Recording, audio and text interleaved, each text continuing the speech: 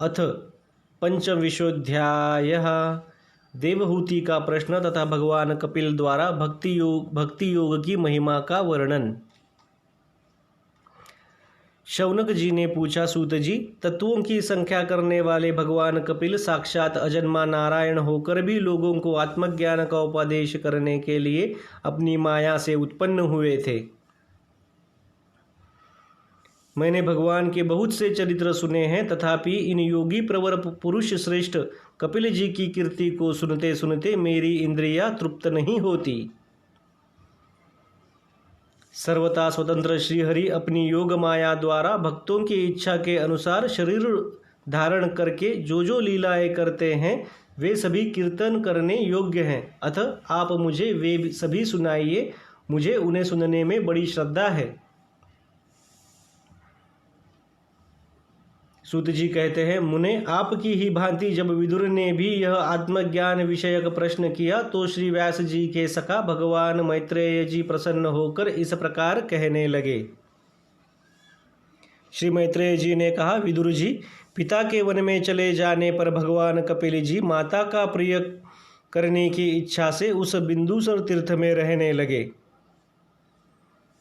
एक दिन तत्व समूह के पारदर्शी भगवान कपिल कर्म कलाप से विरत हो आसन पर विराजमान थे। उस समय ब्रह्मा जी के वचनों का स्मरण करके देवहूति ने उनसे कहा।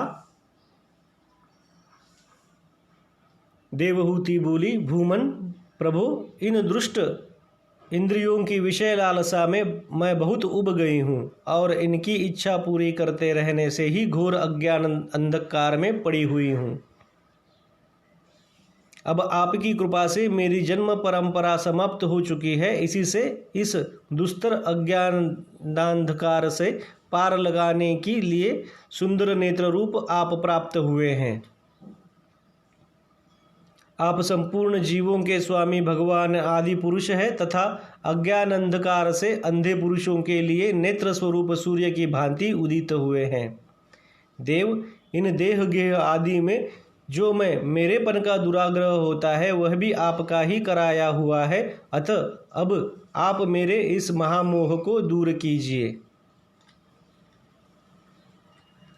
आप अपने भक्तों के संसार रूप वृक्ष के लिए कुठार के समान हैं। मैं प्रकृति और पुरुष का ज्ञान प्राप्त करने की इच्छा से आप शरणागत वत्सल की शरण में आई हूँ। आप भागवत धर्म जानने वालों में सबसे श्रेष्ठ हैं। मैं आपको प्रणाम करती हूँ। श्री मैत्रेय जी कहते हैं, इस प्रकार माता देवहूति ने अपनी जो अभिलाषा प्रकट की वह परम पवित्र और लोगों का मोक्ष मार्ग में अनुराग उत्पन्न करने वाली थी। उसे सुनकर आत्मज्ञ सत्पुरुषों की गति श्री कपिल जी उसकी मन ही मन प्रशंसा करने लगे और फिर मृदु मुस्कान से सुशोभित मुखराविंद से इस प्रकार कहने लगे। भगवान कपिल ने कहा, माता, यह मेरा निश्चय है कि अध्यात्म योग ही मनुष्यों के आत्यंतिक कल्याण का मुख्य साधन है। जहाँ दुख और सुख की सर्वथा निवृत्ति हो जाती है। साध्वी, सब अंगों से संपन्न उस योग का मैंने पहले नारद आदि ऋषियों के सामने उनकी सुनने की इच्छा होने पर वर्णन किया था, वही अब मैं आपको सुनाता हूँ। इस जीवन के बंधन और मोक्ष का कारण मन ही माना गया है। विषयों में आसक्त होने पर वह बंधन का हेतु होता है और परमात्मा में अनुरक्त होने पर वही मोक्ष का कारण बन जाता है। जिस समय यह मन मैं और मेरेपन के कारण होने वाले काम लोभ आदि विकारों से मुक्त एवं शुद्ध हो जाता है, उस समय वह सुख दुख से छूटकर सम अवस्था में आ जाता है। तब जीव अपने ज्ञान वैराग्य और भक्ति से युक्त हृदय से आत्मा को प्रकृति से परे एकमात्र अद्वितीय भेद रहित स्वयं प्रकाश सूक्ष्म अखंड और उदासीन सुख दुख शून्य देखता है तथा प्रकृति को शक्तिहीन अनुभव करता है। योगियों के लिए भगवत प्राप्ति के निमित्त सर्वात्मा श्री हरि के प्रति की हुई भक्ति के समान और कोई मंगलमय मार्ग नहीं है। विवेकी जन संग या आसक्ति को ही आत्मा का अछेद्य बंधन मानते हैं, किंतु वही संग या आसक्ति जब संतों महापुरुषों के प्रति हो जाती है तो मोक्ष का खुला द्वार बन जाती है। जो लोग सहनशील, दयालु, समस्त देहधारियों के अकारण हेतु किसी के प्रति भी शत्रु भाव न रखने वाले, शांत सरल स्वभाव और सत्पुरुषों को सम्मान करने वाले होते हैं, जो मुझ में अनन्य भाव से सुदृढ़ प्रेम करते हैं, मेरे लिए संपूर्ण कर्म तथा अपने सगे संबंधियों को भी त्याग कर देते हैं और मेरे परायण रहकर मेरी पवित्र कथाओं का श्रवण कीर्तन करते हैं तथा मुझ में ही चित्त लगाए रहते हैं, उन भक्तों को संसार के तरह तरह के पाप कोई कष्ट नहीं पहुँचाते हैं।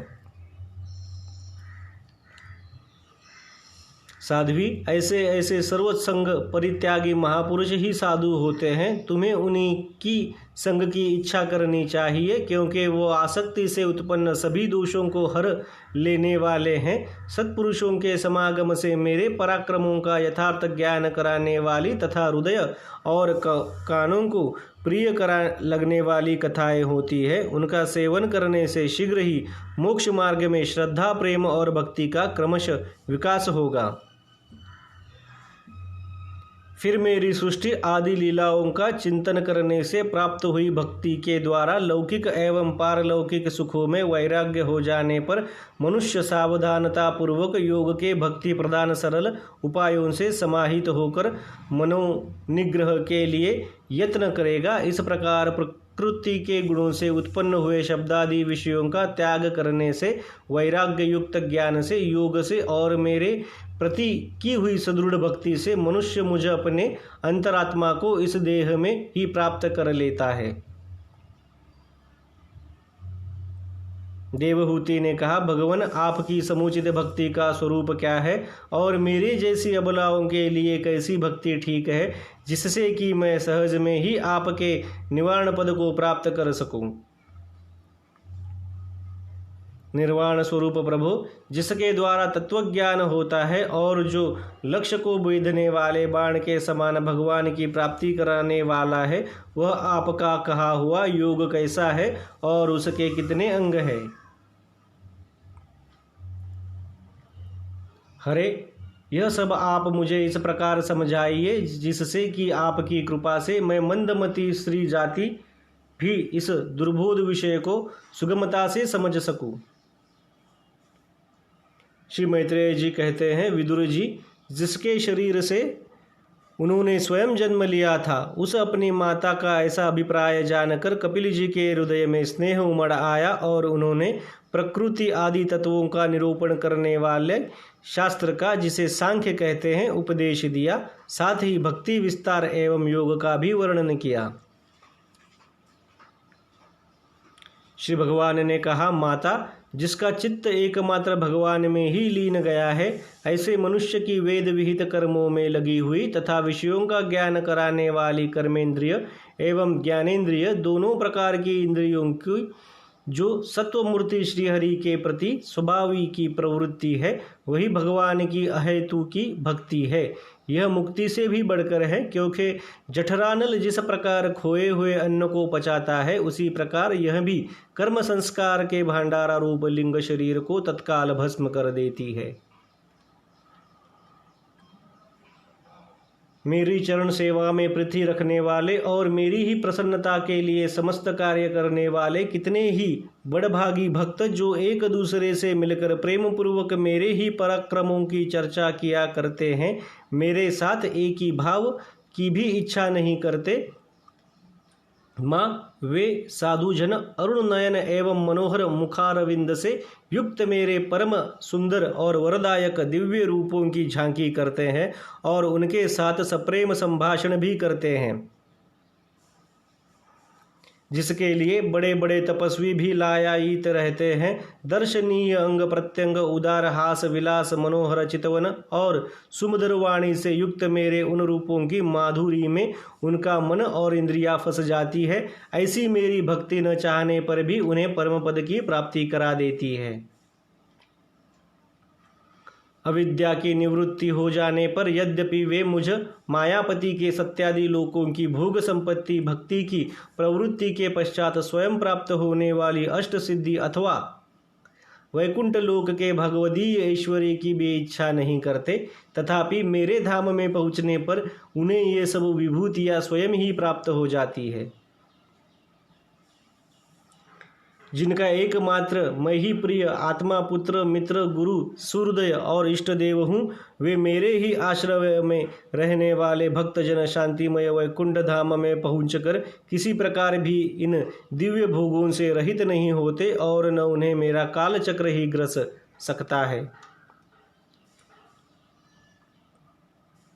माता जी, जो लोग इहलोक परलोक और इन दोनों लोक में साथ देने जाने वाले वासनामय लिंग देह को तथा शरीर से संबंध रखने वाले जो धन, पशु एवं गृह आदि पदार्थ है, उन सबको और अन्यान्य संग्रहों को भी छोड़कर अनन्य भक्ति से सब प्रकार मेरा ही भजन करते हैं, उन्हें मैं मृत्यु रूप संसार सागर से पार कर देता हूँ। मैं साक्षात भगवान हूँ, प्रकृति और पुरुष का भी प्रभु हूँ तथा समस्त प्राणियों का आत्मा हूँ। मेरे सिवा और किसी का आश्रय लेने से मृत्यु रूप महाभय से छुटकारा नहीं मिल सकता।